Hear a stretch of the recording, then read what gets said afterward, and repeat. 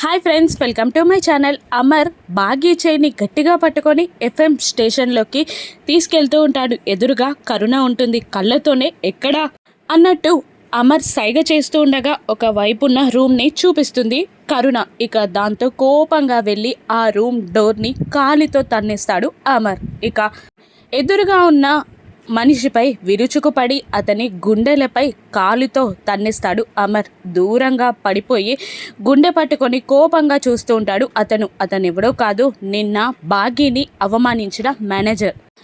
అమర్ కొట్టిన దెబ్బకి బాగీ కరుణ ఇద్దరు షాక్ అయి నోరెళ్ళ పెట్టి నోటిపై చేతులు వేసుకొని అలా చూస్తూ ఉండిపోతారు. ఇక అమర్ బాగీ చేయిని వదిలిపెట్టి అతని దగ్గరికి వెళ్ళి లేచి నిలబెట్టి 4 ఉతుకుతూ ఉంటాడు. చితక్ కొడుతూ ఉంటాడు ఆ మేనేజర్ని. అమర్, ఏంట్రా, ఏం మాట్లాడవురా? నేను పక్కన లేనప్పుడు నా భార్యతో అసభ్యంగా ప్రవర్తిస్తావా? మోడ్రన్గా ఉండాలా అంటూ 4 చితకబాదుతూ ఉంటాడు మేనేజర్ని అమర్. ఇంకా ఇలా అంటుంటాడు, ఏంట్రా బాగీకి ఇంట్లో వస్తువులకి తేడా లేదా? నేను దేవతలా పూజిస్తున్న నా భార్యని ఎంత అవమానించావురా?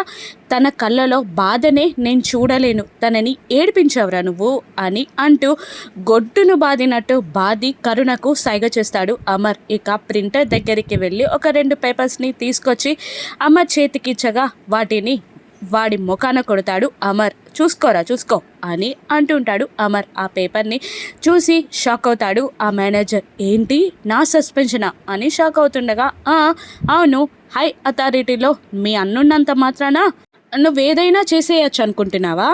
డైరెక్ట్ ఎండిఏ నీకు సస్పెన్షన్ ఆర్డర్ పంపించారు, ఇక కదులు ఇక్కడ నుండి అని అంటుంటాడు అమర్. ఇక వెళ్తూ ఆ మేనేజర్ బాగీని బాధగా కోపంగా బాగా చూస్తూ ఉంటాడు. ఇక ప్రౌడ్గా చూస్తుంది బాగీ. ఇక అమర్ పక్కకి వెళ్ళి నిలబడి ఏదైనా చెప్పాలా అని మళ్ళీ అతన్ని అమర్ అడుగుతుండగా, ఐఎమ్ వెరీ సారీ బాగీ అని అనేస్తాడు అతను. ఇక అమర్ అక్కడి నుండి వెళ్ళిపోతాడు ప్రౌడ్గా. కరుణ వచ్చి ఆ మేనేజర్ని ఇంకా ఇన్సల్టింగ్గా మాట్లాడుతూ, వెళ్ళండి సార్, ఇక తట్ట బుట్ట సర్దుకొని వెళ్ళండి, ఇక మళ్ళీ తిరిగి రానాల్సిన అవసరం లేదు సార్ అని వెటకారంగా అంటుండగా అతను వెళ్ళిపోతాడు. ఇక జరిగిందంతా తలుచుకొని తన అవమానానికి ప్రతీకారం తీర్చుకొని తన బాధని గుర్తించిన అమర్ని తలుచుకుంటూ వెళ్ళి వరండాలో నిలబడిన అమర్ని వెనకాల నుండి గట్టిగా వాటేసుకుంటుంది బాగీ. ఇక హ్యాపీగా ఫీల్ అవుతాడు అమర్. ముందుకి తిరిగి ఆ బాగీని గట్టిగా పొదమి పట్టుకొని తన చుట్టూ ఒక చెయ్యి వేసి తలపై ప్రేమగా నిమురుతూ ఉంటాడు. ఏంటి, ఇంత చిన్న మ్యాటర్ చెప్పడానికి రాత్రంతా అంతలా ఏడ్చావా అని అమర్ అడుగుతుండగా, బాగీ, ఆ చెత్త విషయాలు మీకు చెప్పి మిమ్మల్ని బాధ పెట్టడం నాకు ఇష్టం లేదు అని అంటుంటుంది బాగీ.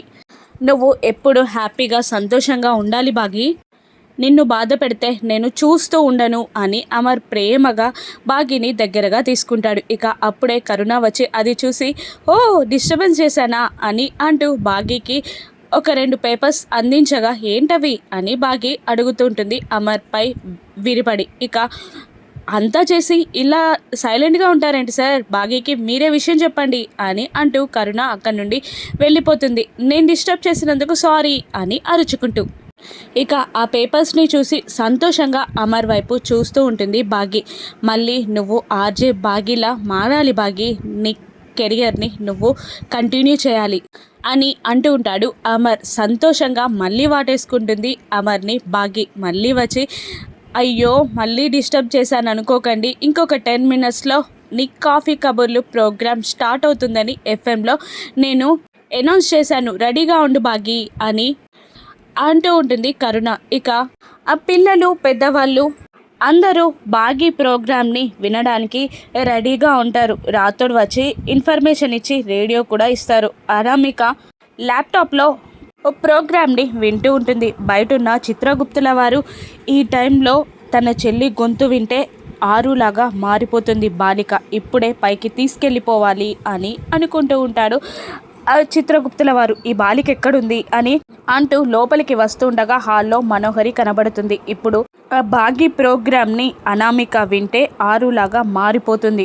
ఎలాగైనా తప్పించాలి అని అనుకుంటూ అనామికని వెతుక్కుంటూ వెళ్తూ ఉంటుంది మనోహరి. అదే టైంలో చిత్రగుప్తులు కూడా అనామిక కోసం వెళ్తూ ఉంటారు. ఇక భాగి టెన్షన్గా సీట్లో కూర్చుంటుంది. అమర్ ధైర్యం చెప్తుంటాడే తప్ప అమర్ కూడా కాస్త టెన్షన్గా ఫీల్ అవుతూ ఉంటాడు భాగి పర్ఫార్మెన్స్ ఎలా ఉంటుందో అని. మీరు ఏం టెన్షన్ పడకండి సార్, ఒక్కసారి మైక్ ముందుకి వచ్చిందంటే మన భాగి కాదు మరో లోకంలోకి వెళ్ళిపోతుంది అని కరుణ ధైర్యం చెప్తూ ఉంటుంది. అవును అన్నట్టు అమర్ సైగ చేస్తాడు. ఇక కౌంట్ డౌన్ స్టార్ట్ చేస్తుంది కరుణ. 5 4 3 2 అని స్టార్ట్ చేసి లెట్స్ స్టార్ట్ అనగానే భాగి తన ఆర్జే లాగా మారిపోయి హలో పీపుల్ అని స్వీట్గా అంటుంది. ఇక అందరూ ఉత్సాహంగా వినడం స్టార్ట్ చేస్తారు.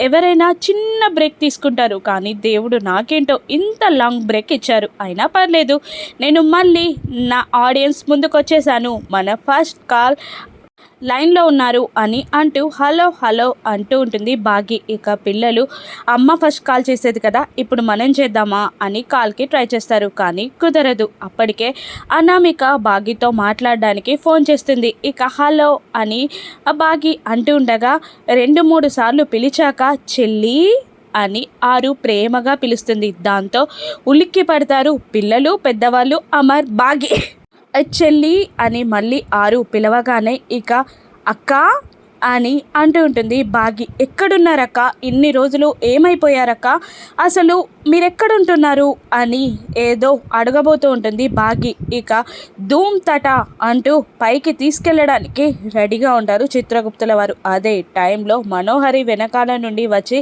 నేను హైదరాబాదు అని అనామిక మాట పూర్తి చేయకముందే తన చేతిలో ఉన్న ఫోన్ని లాక్కొని వెనకాల పెట్టుకొని ఫోన్ని కట్ చేసేస్తుంది మనోహరి.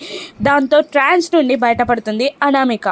భాగి 2-3 సార్లు అక్క అని పిలిచి లైన్ కట్ అయిపోయింది, ఒక మంచి పాట అంటూ పాటని ప్లే చేస్తుంది. ఆరు గొంతు విన్న అమర్ షాక్ అయిపోతాడు. అలాగే ఆలోచిస్తూ నిలబడిపోతాడు. ఇక భాగి కబుర్లలో పడిపోతుంది. అలా తన ఆడియన్స్తో ప్రోగ్రామ్ని కంటిన్యూ చేస్తూ ఎంజాయ్ చేస్తూ ఉంటుంది భాగి. ఇక మరోవైపు మేము అమ్మ గొంతును విన్నామంటూ పెద్దవాళ్ళ దగ్గరికి పరిగెడతారు పిల్లలు. ఇక మరోవైపు ప్రోగ్రామ్ని పూర్తి చేసుకొని హ్యాండ్ బ్యాగ్ని తీసుకొని అమర్ ముందుకు వచ్చి నేను చెప్పాను కదండి ఎన్నో రోజుల నుంచి మా ఫస్ట్ కాల్ అక్క మళ్ళీ ఈరోజు కాల్ చేసింది, చాలా షాకింగ్గా ఉంది అని భాగి అంటూ ఉండగా నాకు చాలా షాక్గా ఉంది అని అంటూ ఉంటాడు అమర్. మీరు తప్పుగా విన్నారు, మీ అమ్మ కాల్ చేయలేదు అని మనోహరి పిల్లలతో అంటూ ఉంటుంది. మాకు తెలుసు అని పిల్లలు అంటుండగా లేదు మాట్లాడింది నేను అని మనోహరి అంటూ ఉంటుంది. ఇప్పుడు అమర్ ఆరు గుచ్చి నిజం తెలుసుకుంటాడా, అనామికలో ఉన్న ఆరుని గుర్తుపడతాడా అమర్? రాను ఎపిసోడ్స్లో చూద్దాం. Thank you for watching.